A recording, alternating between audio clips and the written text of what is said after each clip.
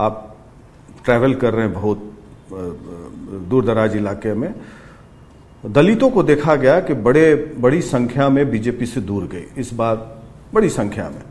तो ये जो आरक्षण क्रीमी लेयर जो SC ST में अभी सुप्रीम कोर्ट ने जो ऑब्जर्वेशन दिया है अपना कि क्रीमी लेयर होना चाहिए, इसको आप कितना सही गलत मानते हैं?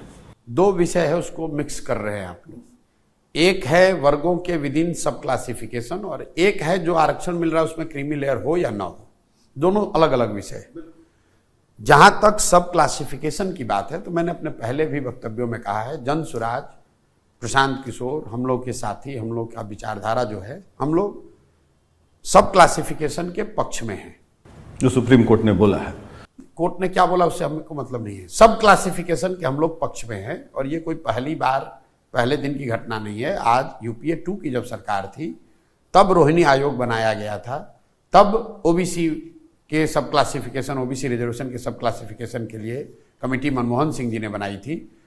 उसके बाद 2018-19 में भाजपा ने उसको कॉन्स्टिट्यूशनल राइट भी दिया। वो चर्चा देश में चल रही है। देश के कई हिस्सों में, दलित समाज में, OBC समाज में इस तरह के आंदोलन चल रहे हैं। जैसे अगर आप आंध्रा चलेंगे तो वहां पर माला और मडिगा, जो दोनों ही अनुसूचित जाति समाज के वर्ग हैं, उनमें यह बहुत लंबे समय से संघर्ष चल रहा है कि सब क्लासिफिकेशन माला और माडिगा के बीच में होना चाहिए। तो ये विचार के तौर पर मैं उसके पक्ष में हूं। क्रीमी लेयर अलग मुद्दा है। क्रीमी लेयर होना चाहिए, नहीं होना चाहिए, उसका क्राइटेरिया क्या होना चाहिए, ये हम लोग को आज की जो राजनीतिक परिस्थिति जो चलाने वाले लोग हैं, जो कोर्ट है, उनको बैठ के तय करना चाहिए कि इसका मापदंड क्या होना चाहिए कि नहीं होना चाहिए।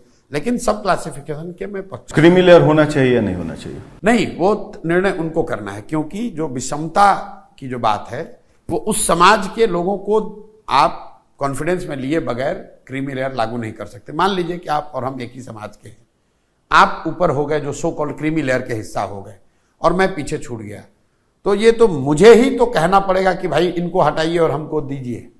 तो मुझे लग रहा है कि उन समाज के लोगों को कॉन्फिडेंस में लिए बगैर इस पर एक तरफा निर्णय नहीं होना चाहिए, लेकिन सब क्लासिफिकेशन होना चाहिए। मैं इसके पक्ष में हूं। तो मोदी के प्रभाव के कारण या RJD के विरोध के कारण बिहार में नीतीश कुमार अच्छा करते हैं, मैं मान लिया। लेकिन उत्तर प्रदेश में इसका मतलब जो 33-34 सीटें आई वो योगी आदित्यनाथ के कारण बीजेपी की हार हुई। महाराष्ट्र में देवेंद्र फडणवीस के चलते 17 सीटें आ गई बीजेपी को। फिर राजस्थान में भजन लाल शर्मा के चलते बीजेपी को 15 सीटें आ गई। हरियाणा में खट्टर साहब के चलते 5 सीट आ गई। पंजाब में एक भी सीट नहीं आया। आंकड़ा न बता पाइएगा जितना हमको याद है, वो छोड़ दीजिए, आंकड़ों की बात मत।